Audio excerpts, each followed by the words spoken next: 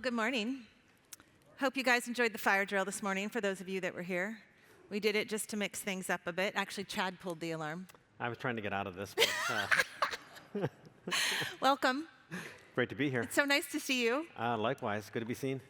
We have been friends and talking about doing work together for a really long time. And we actually testified before, I think it was the House, in the United States. Chad was on video. Yes, I mean, what you don't realize when you testify in front of the House is that there's about 55 members, and it's 5 minutes a person. And they get to leave, but you don't get to leave. And if you have to go to the bathroom, you can't leave. So you're stuck there. It's about 5 hours. Some of us couldn't leave. That's right. Well, Chad was able to sneak I was on out. video, so I could leave. On video. Yeah. Okay, Chad, I want you to tell us a little bit about how you started Paxos, like how you got into this. What was the genesis of it? You know, I came across Bitcoin, and there was no other crypto at the time when it was at 3 cents. And that was back when Jed was running Mt. Gox. Believe it or not.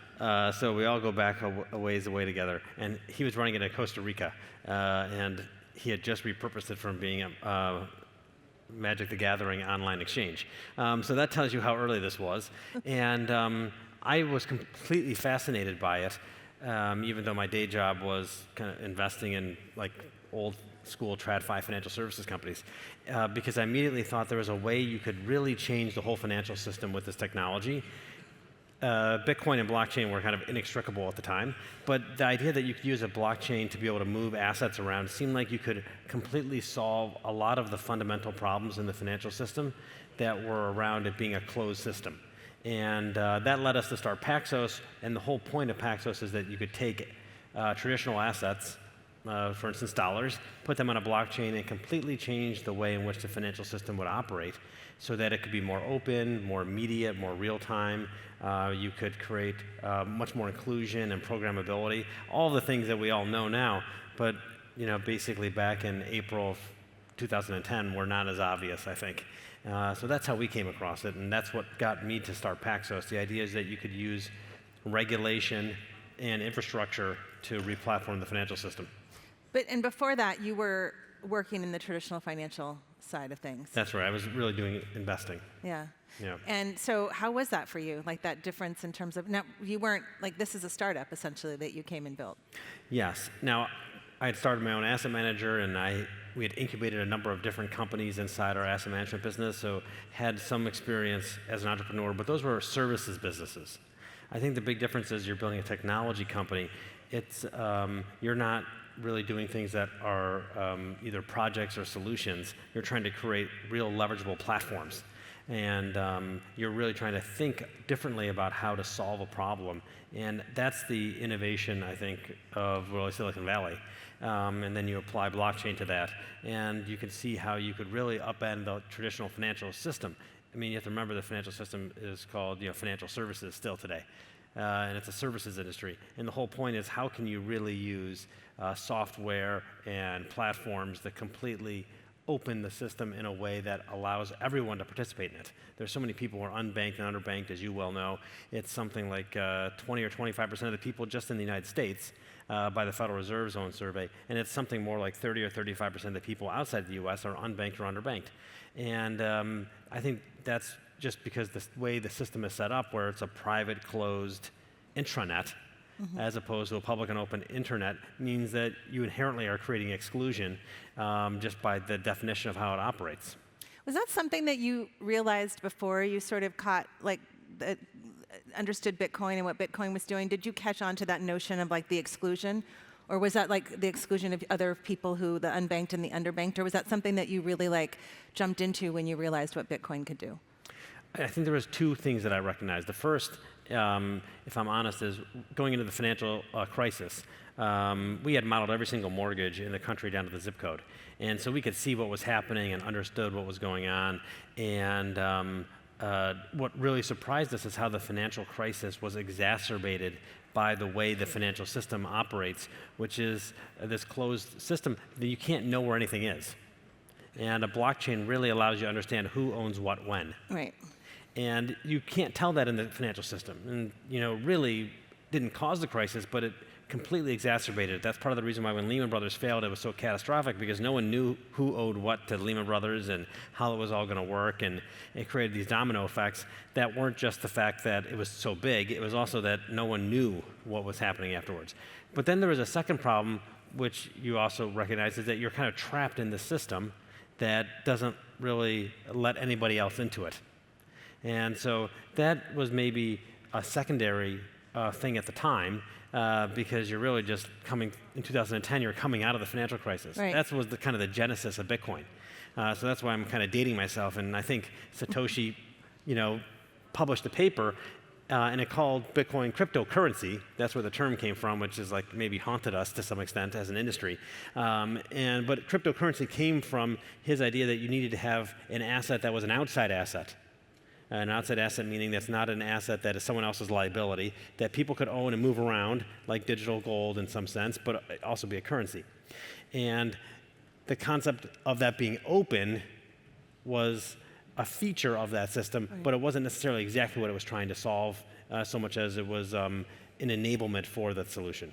Also, so that governments know it, nobody could have the power to stop it and to shut it down. Was Exactly. Part of it. Yeah. That's why open was really important. Yeah. And so inherently you're trying to prevent exclusion, but maybe isn't in the way we're talking about it now, which is like, wow, you can bring the financial system to anybody, anywhere in the world.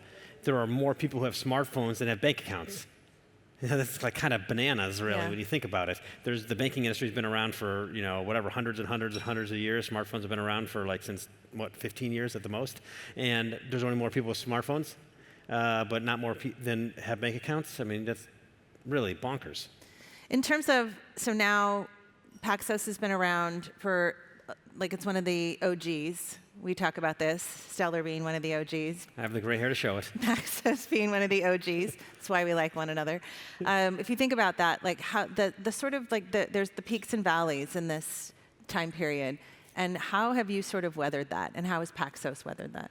Well, I can remember when Bitcoin went to $10 and then back to $1, and I thought I was a village idiot. So, I mean, I've seen a lot of, before there are crypto winters, there are just only Bitcoin winters. So I've seen a lot of these cycles.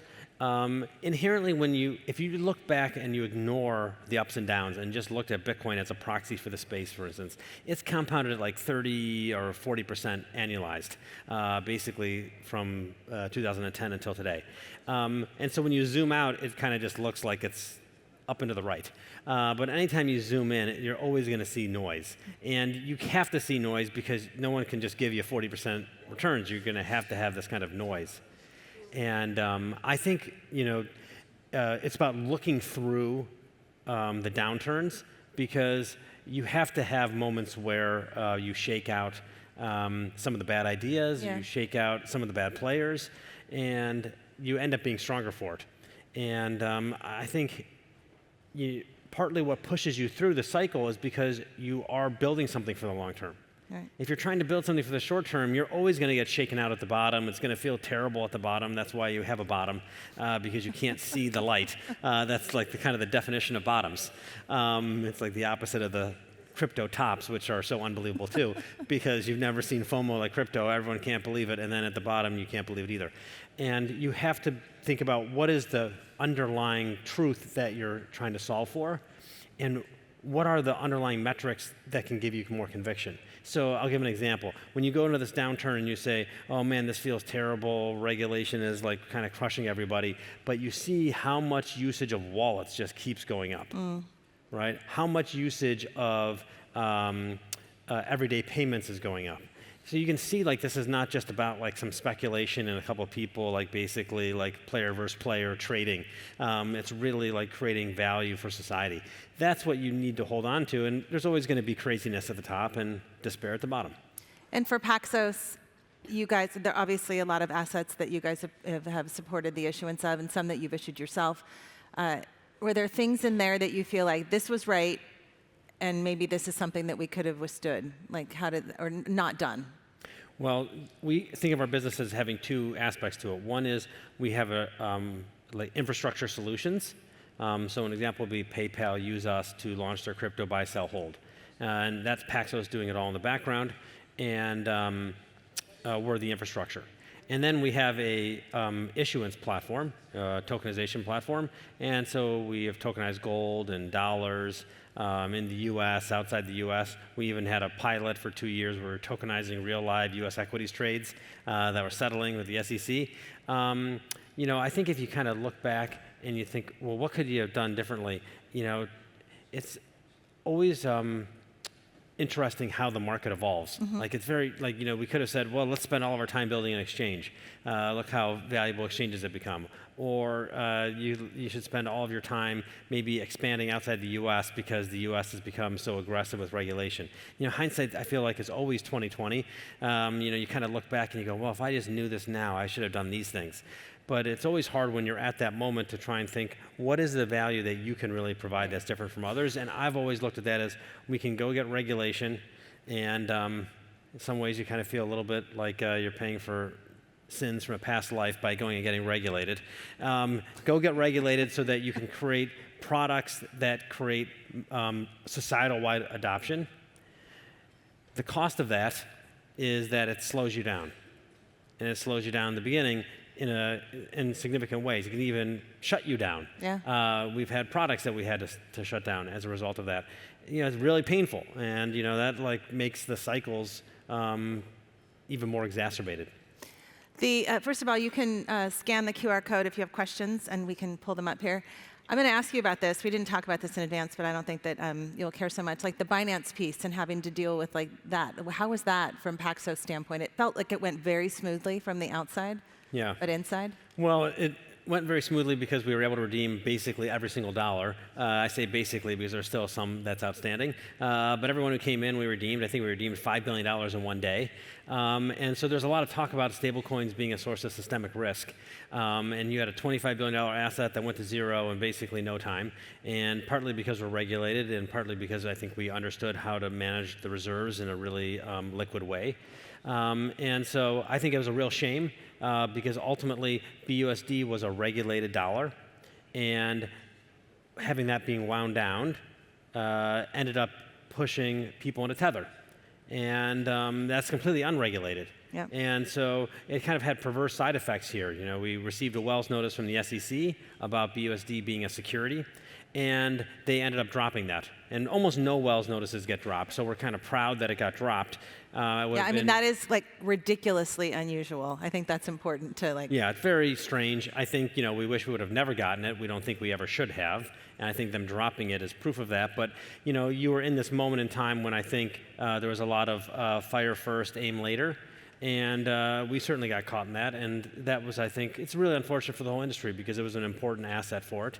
I think, it certainly gave us a lot of learnings about how to make sure that you kind of build products in different places in the right way so that you can serve different types of users, because these are predominantly non-US users who wanted to have a regulated stablecoin. And it's unfortunate they don't have access to that. They were basically now forced into a different type of asset.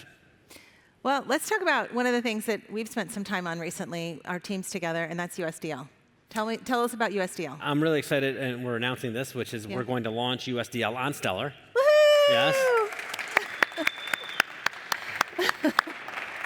So tell us about USDL. So there's two cool things about stablecoins I think everyone knows. The first is you democratize access to dollars. The second thing is that you can actually democratize access to risk-free yield. And USDL does both of those things. So USDL is a regulated stablecoin. We issued it out of Abu Dhabi. It's fully regulated by their Financial Services Regulatory Authority, the FSRA. It's regulated just like our other stablecoins, which means if anything happens to Paxos, your money's there, it's safe, bankruptcy protected. But it pays interest daily. So it pays the risk-free rate, I think it's about 4.7% or something today, to anybody who holds it every single day. So every day you get interest. Your value in your account goes up just from holding it. It doesn't matter who you are, where you are, you can move it. Not available to U.S. citizens. I want to make sure I add that disclaimer. That's a different issue again. But anyone else, can generally hold this asset. And I think what's really important about it is a financial system kind of needs two things. One is a store of value that you can reliably use, unit of account. But also you need a way to be able to generate yield. And you need to have a risk-free yield. And that is basically in the world's financial system, that's dollars, and that's the interest rate on T-bills. And with USDL, that stands for lift dollar, by the way, you have the ability to get the risk-free rate wherever you are, not just hold dollars, but now you can generate return. And if you think about the world and how hard it is to get dollars, the number one thing everyone in the world wants, as I think you well understand, and Stellar has been so important in helping to broaden, is people want dollars.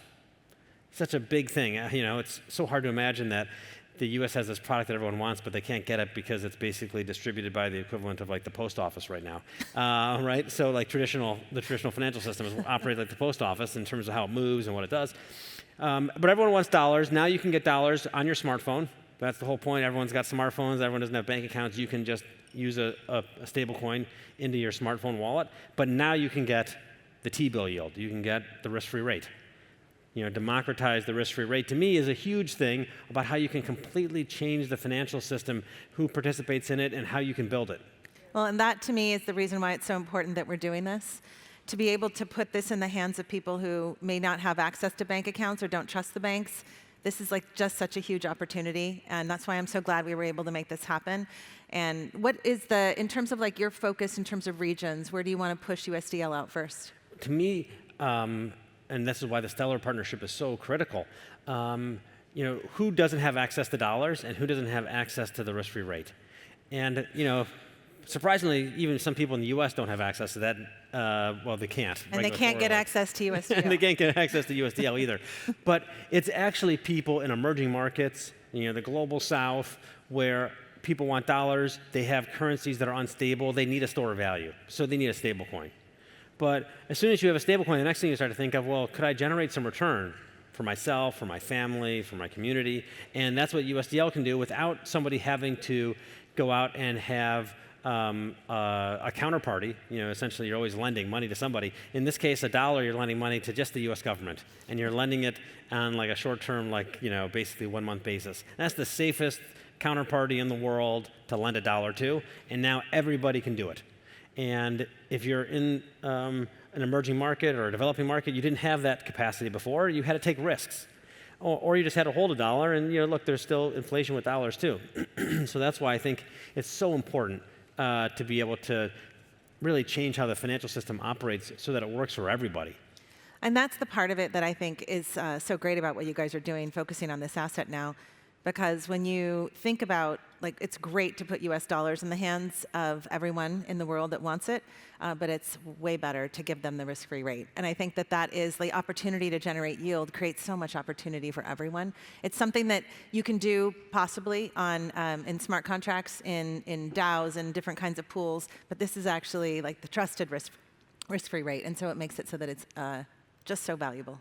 Yeah, essentially when you hold USDL, you hold T-bills. And unlike other stable coins, where the issuer keeps the interest, or maybe the issuer and the distributor keeps the interest, it's all getting passed on. We just earn an asset management fee.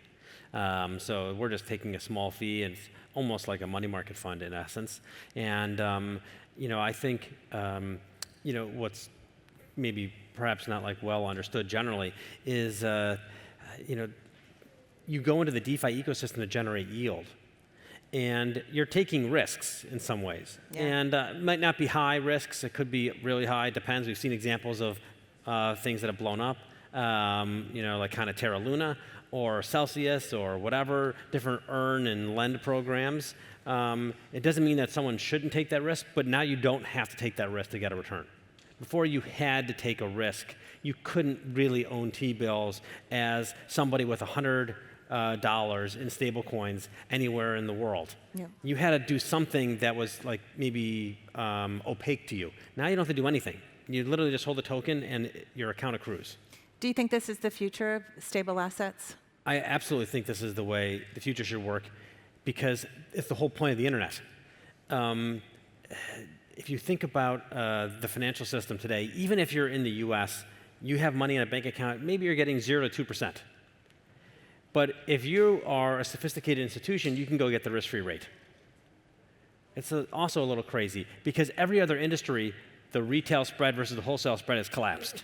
But here, it's like 5% versus 0 to 2. That's like an 80 to 100% spread between a retail rate and a wholesale rate. That should really be almost nothing.